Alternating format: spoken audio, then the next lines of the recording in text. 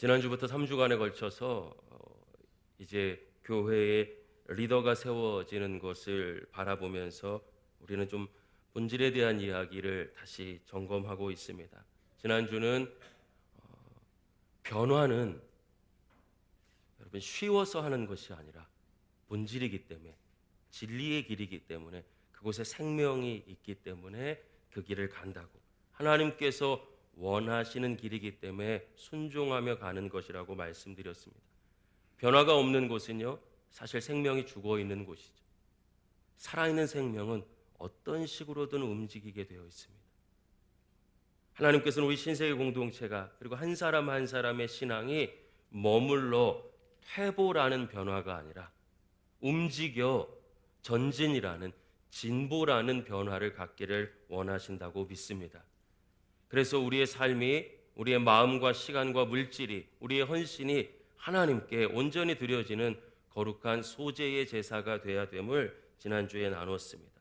오늘은요, 은혜에 대해서 나누고 싶어요. 여러분, 은혜 아니면 사명은 짐이 됩니다. 은혜 아니면 신앙은 부담이 됩니다.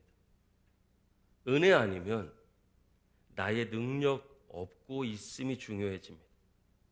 은혜 아니면 나의 사역은 교만이 됩니다. 은혜 아니면 다른 사람의 약점만 보입니다.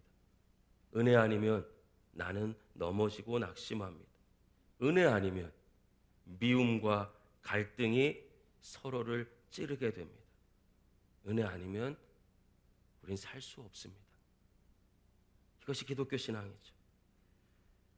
여러분, 오스카 와일드라고 하는 소설가가 지옥의 단편이라고 하는 단편 소설을 썼어요. 거기에 이런 얘기가 있습니다. 주님께서 길을 가시던 중에 한 주정꾼을 만났습니다. 그 주정꾼은요, 이렇게 말하죠. 당신은 걷지 못하던 나를 고쳐주셔서 걷게 만들어 주셨습니다. 그러나 걸어 다닌다 한들 무슨 소용이 있습니까? 내가 대체 무엇을 하면서 먹고 살란 말입니까? 그동안 여러 직업을 구해봤지만 동량만큼 좋은 직업이 없었습니다. 그러나 이제 나는 당신이 다리를 고쳐주셔서 동량도 할 수 없게 되었습니다. 그래서 속이 상해 이렇게 술만 마시게 되었습니다. 라고 이야기하는 거예요. 주님은 더 지나가시다가 한 남자를 유혹하고 있는 창기를 만났습니다. 주님께서 이렇게 말씀하셨어요. 어찌하여 이런 생활로 되돌아왔느냐? 그러자 그녀가 이렇게 대답합니다. 처음엔 당신이 나를 율락가에서 구해준 것이 너무너무 감사했습니다. 그러나 거기서 발을 씻은들 무슨 행복이 있단 말입니까? 시간이 흐를수록 찾아오는 생활의 권태와 고독으로 나는 다시 그 생활로 돌아간 것입니다. 답답한 마음에 주님이 더 길을 걸어가시다가 한 깡패가 사람들 사정없이 때리고 있는 모습을 보셨습니다. 자세히 가서 말리려고 보니까 그 사람은 예수님께서 눈을 뜨게 해주셨던 소경이었습니다. 그래서 예수님께서 물어보시는 것이에요. 어떻게 이렇게 살고 있느냐? 나는 당신이 눈을 뜨게 해주신 소경이었습니다. 그러나 눈을 뜨고 무엇을 보라는 것인지요? 보이는 것은 모두 내 신경을 자극하고 화만 나게 하는 것뿐이었습니다. 결국 나는 그 화풀이하다가 이렇게 폭력배가 된 것입니다. 이것 말고는 다른 길이 없다고 생각하게 되었습니다. 사랑하는 여러분, 걷지 못하던 분이 걷게 되고 창기가 자유를 얻고 앞을 보지 못하던 사람이 눈을 뜨게 되는 것이 얼마나 큰 은혜입니까? 그러나 그 은혜를 기억하지 못할 때 그들의 삶은 결국 지옥이 되었습니다. 지옥에 없는 것은요, 다른 것이 아니에요. 은혜의 기억과 감사가 없는 것입니다. 오늘 우리 마음 가운데 주신 은혜를 잃어버린다면, 부르심에 대한 그 은혜를 잃어버린다면, 우리가 그토록 자주 되뇌이는 첫사랑을 잃어버린다면, 첫사랑이 최고여서가 아니라 불러주신 것을 기억하게 하는 도구죠. 그것을 잃어버린다면 오늘 이곳이 지옥이 되는 것입니다. 작가의 상상이라고는 하지만 받은 은혜에 감사하지 못한다면 어쩌면 저와 여러분의 모습일 수 있습니다. 우리 은혜를 잃어버릴 때 살 수 없습니다. 신앙생활에 변함없이 있어야 할 것이 무엇이냐고 저에게 물어본다면 저는 주저함 없이 이렇게 말씀드리고 싶습니다. 은혜에 감격하고 감사하며 누리고 살아가는 삶입니다. 말씀을 붙잡고 묵상하면서 우리의 영적인 수준을 올리고 하나님을 알아가는 이유도요, 하나님을 바로 알아야 은혜를 누릴 수 있기 때문입니다. 말씀을 붙잡고 기도하자고 하는 것도 내 생각과 방법으로 신앙생활하고 기도하다가 결국엔 우리가 낙심하고 절망하니까 처음부터 힘들더라도 하나님의 말씀을 붙잡고 기도하자는 것입니다. 왜 예배를 회복하고 일 잘하고 있는데 소재의 의미를 살려야 된다고 이야기합니까?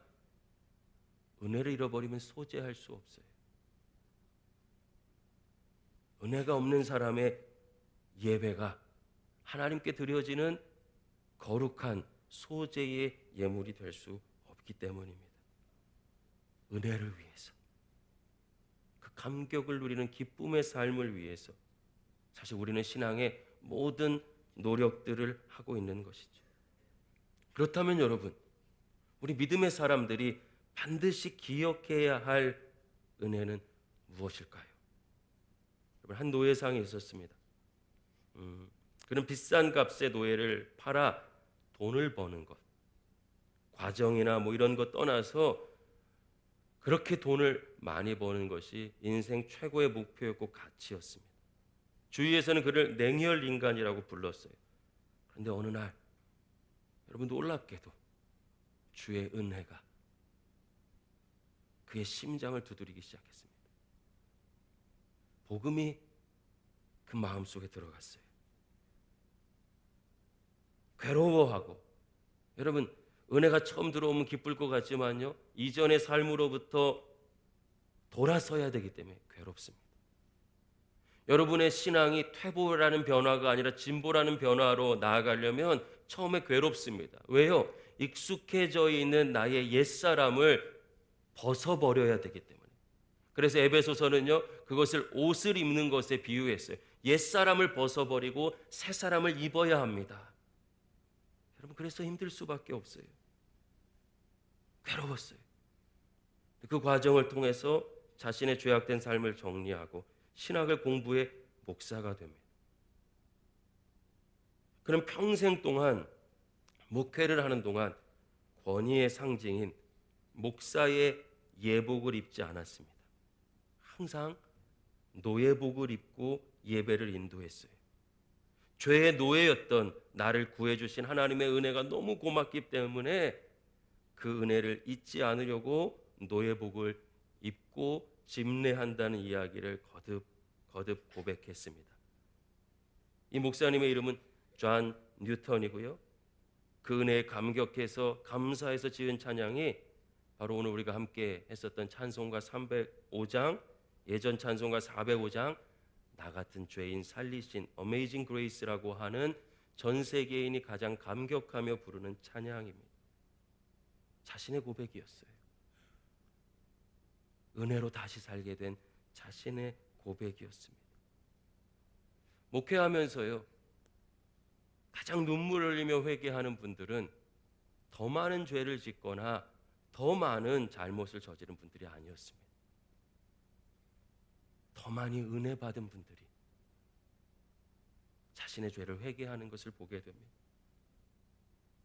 더 헌신하는 분들, 더 감격하며 살아가는 분들. 사람 가운데 어떻게 불평과 불만이 없을 수 있겠습니까? 그런데 불평과 불만을 내려놓고 하나님을 바라보면서 주의 몸된 교회를 섬기시는 분들은 시간이 많은 분들이나 물질이 많은 분들이나 더 능력이 있는 분이 아니었어요. 나를 살려주신 주님의 은혜를 깨달은 분이었습니다. 삶의 기쁨이 사라지고 사역의 감격과 감사가 사라지며 하나님의 부르심의 기쁨을 내려놓게 되는 순간 찾아보면 저를 비롯해서 우리 모두 99% 100% 은혜를 잃어버렸을 때입니다. 사랑하는 여러분, 우리가 기억해야 될 첫 번째 은혜가 있다면요, 저와 여러분 모두 사랑받을 자격이 없음에도 불구하고 죄의 노예로 살고 있음에도 불구하고 아들의 생명까지 내어주셔서 찾아와 저와 여러분을 하나님의 자녀 삼아주신 하나님의 사랑, 구원의 은혜인 줄로 믿습니다. 새로운 리더를 세워가는 것은 리더만 세우는 것이 아니라고 말씀드렸어요. 우리가 같이 세워져 가는 것이, 저는요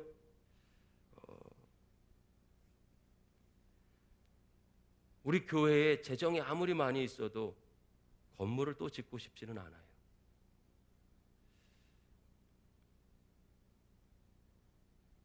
예배 4번 드리고 5번 드리고 6번 드리면 우리 교회도 1000명, 1500명 예배 드릴 수 있어요. 목이 터져도 그렇게 할 수 있어요. 정말 힘들고 막 너무 불편해서 필요하다면 오히려 교회를 짓는 것이 아니라 세상으로 나가서 그곳에 카페를 열고 세상 사람들이 오는 곳에 함께 어우러질 수 있는, 우리만의 공간이 아니라 나눌 수 있는 공간, 아니면 다음 세대를 위한 학교나 우리 어르신들의 평생을 신앙생활로서 살아온 어르신들의 평생을 책임져 줄 수 있는 어르신들의 보금자리 같은 건 만들고 싶어요.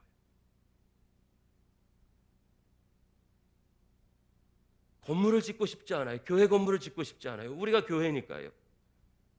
그런데 사람을 세우고 사람을 짓는 데는 정말 누구보다 욕심내고 싶어요. 사람이 세워지는 첫 번째 힘, 다른 것이 아니라 우리 모두가 은혜를 회복할 때인데, 새로운 리더를 세워 함께 세워져 가기를 결단하는 오늘, 우리 신세계교회 모든 가족들이 은혜를 회복하실 수 있기를 예수님의 이름으로 축복합니다. 우리가 맛보고 누려야 될 두 번째 은혜가 무엇일까요? 저는 저에게요, 성도가 누릴 수 있는 가장 큰 기쁨이 무엇이냐고 물어보신다면 쓰임받는 기쁨이라고 말씀드리고 싶어요. 쓰임받는 기쁨.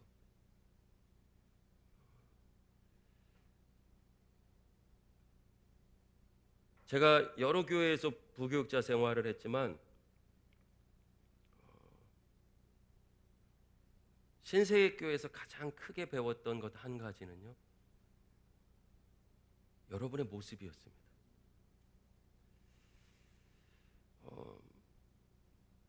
여기가 저의 두 번째 전임 전도사 사역지였어요. 2003년도 제가 8월 달에 여기 오게 되는데요. 부교육자 저 혼자밖에 없었습니다. 근데 저는 깜짝 놀랐어요. 헌신하시는 성도님들의 모습이 너무 살아있었어요. 혹시 다시 돌아오니까 비전 사역이라고 이름이 붙었었는데 처음에 화요전도대였습니다. 화요전도대를 처음에 만들어서 강남마을 나갈 때 제가 한번 이 단에서도 설교한 적이 있습니다. 전도대를 갑자기 목사님 맡기셨어요. 근데 부목사님도 그때는 새로 오셔서 계셨는데 조금 부담스러웠어요. 부목사님 시키셔야 되는데. 그래서 전도대 나가기 전에 말씀 나누고 기도를 뜨겁게 했습니다. 왜냐하면 저부터 겁나서 그랬어요.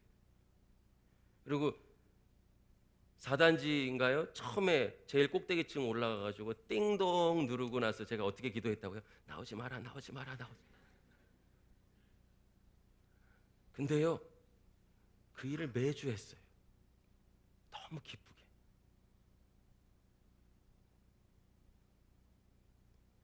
처음 청년들이랑 선교를 준비하는데 선교 준비할 때마다 그 모습을 매주 구원의 축제 가운데 함께 나누었습니다. 선교의 마음을 나누기 위해서. 선교는 부서만 하는 것이 아니라 온 교회가 하는 것이니까 그때부터 그 마음을 가졌던 것 같아요. 너무 기쁘게 박수 쳐주셨어요.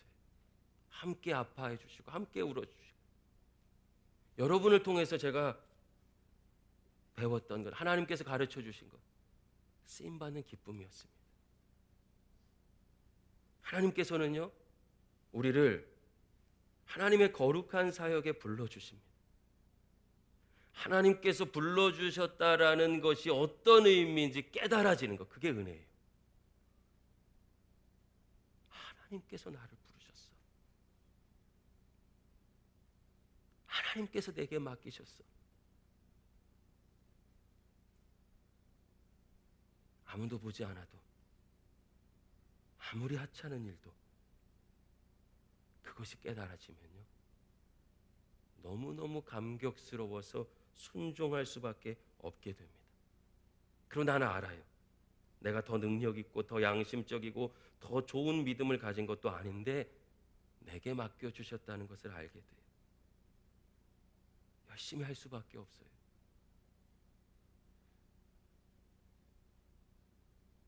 저는 정말 사역을 열심히 하고 싶습니다. 왜냐하면 불러주신 게 너무 놀라워요.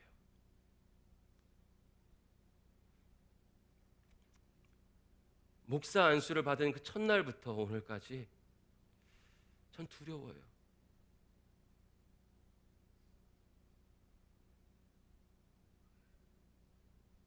영혼이 상처 입게 되고 영혼을 넘어뜨릴까 봐 두려워요. 그 한 영혼이 천하보다 귀하다고 하셨는데 그 영혼을 제게 맡기셨어요. 그래서 두렵고 놀랍고 감격스러워요. 돌아보니까 할 수 있는 것도 없어요. 살 수 있는 것 열심히 하는 거예요.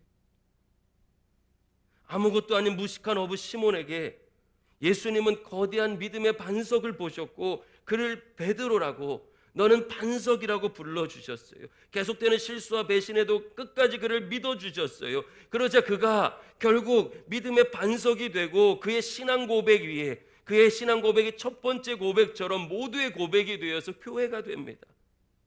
그리고 그렇게 고백하는 교회는요, 불평할 틈이 없어요. 아파할 틈이 없어요. 쓰임받는 것이 얼마나 감격스럽고 놀라운 것인지를 알기에 그것을 자랑하게 돼요. 여러분, 살아있는 교회, 생명력 있는 교회, 은혜 있는 교회, 능력 있는 교회를 가보세요. 아무리 하찮은 일을 해도 그곳에 눈물이 있어요. 그곳에 기쁨이 있어요. 그곳에 감격이 있어요. 그 은혜가 살아있어요. 나를 사용해 주신 하나님의 은혜에 대한 감격이 살아있어요. 사랑하는 여러분, 그래서 오늘 본문의 바울은요, 이 복음을 위해서 하나님의 은혜의 선물을 따라 내가 일꾼이 되었다고 감격하며 고백하고 있습니다. 새롭게 장로로 임직하시는 모든 분들 뿐만 아니라 우리 신세계교회 모든 가족들이 부름받는, 하나님의 부름받은, 하나님께 쓰임받는 감격, 여건이 좋고 나쁘고 있고 없고 잘하고 못하고가 아니라 더 잘하는 사람 많아요. 그런데 나를 불러주신 거예요. 그게 놀라운 거예요. 그게 비밀이에요. 그게 기적이에요. 그렇게 나를 불러주셨어요. 그 은혜를 깨닫는 것. 하나님께서 저와 여러분을 불러주신 그 은혜를 깨닫고 쓰임받는 감격 속에서 살아가는 여러분들이 되시기를 예수님의 이름으로 간절히 축원합니다. 마지막으로 나누고 싶은 은혜는요, 여러분, 우리가 사명 감당하고 신앙으로 살다가 잘 못할 때가 있잖아요. 기대에 미치지 못하는 거죠, 하나님께. 그런데 성경을 보면은요, 그런 그들을 기다려주시는 하나님을 봅니다.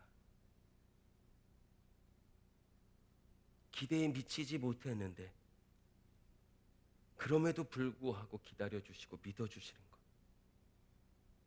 이게 은혜죠. 우리 솔직하게 나를 돌아봐요. 우리 솔직하게 솔직하게 나를 돌아보는 거예요. 우리가 완벽하게 하나님 만족시킨 적이 있을까요? 근데 오늘도 여러분을 부르셔요. 예배자로 부르셔요. 사역자로 부르셔요. 오늘 본문 8절 볼까요? 같이 읽어보겠습니다. 시작. 모든 성도 중에 지극히 작은 자보다 더 작은 나에게 이 은혜를 주신 것은 측량할 수 없는 그리스도의 풍성함을 이방인에게 정하게 하시려고. 아멘. 지극히 작은 자보다 더 작은 자, 무슨 뜻입니까? 하나님의 기대에 미치지 못하는 사람이라는 것이.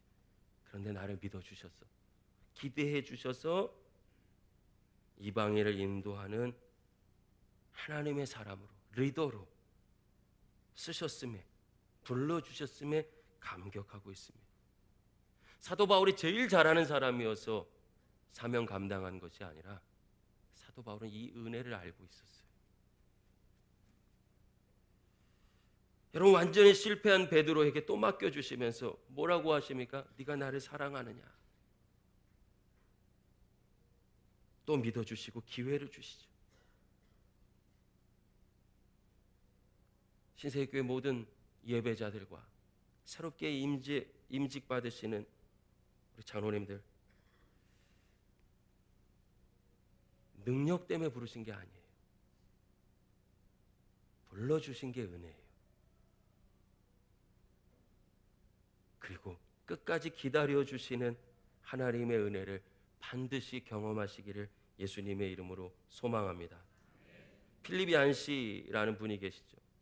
그분의 놀라운 하나님의 은혜라는 책, 예전에 제가 임직자 교육할 때 반드시 읽게 했었던 교육인데 요즘은 제가 기합이 빠졌는지 아니면 여론을 너무 의식하는 건지 안 해요. 거기서 어느 영성 강사의 이야기를 그 책에서 이렇게 인용하고 있습니다. 하늘에 계신 하나님은 우리를 한 사람씩 줄에 매달아 붙들고 계시대요. 우리가 죄를 지으면, 우리가 실패하면, 우리가 하나님을 거부하면 이 줄이 끊어지겠죠. 그럼 세상적으로는 떨어지는 거잖아요. 끝난 거잖아요. 근데 하나님은 그 양쪽의 줄을 꽉 잡으시고 다시 묶으신대요. 여러분, 실패했는데 죄를 지었는데 놀랍게도 하나님과 더 가까워져요. 하나님 당기시는 거죠. 또 끊어져요. 또 끊어져요. 또 끊어져요. 하나님 매듭을 묶으시면서 우리를 더욱 가까이 끌어당기십니다. 이 은혜가 있기에 우리가 믿음으로 살아갈 수 있는 것이죠. 여러분, 믿음 생활하다가 낙심이 와서 어떤 분은 10년, 어떤 분은 10개월, 어떤 분은 몇 년 신앙생활 하는 듯 안 하는 듯 쭉 가요. 우리는 내가 안 하니까 안 한다고 생각하죠.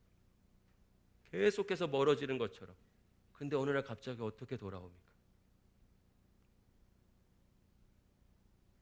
그럼 우리는 또 내가 회복한 줄 알아요. 그렇지 않아요.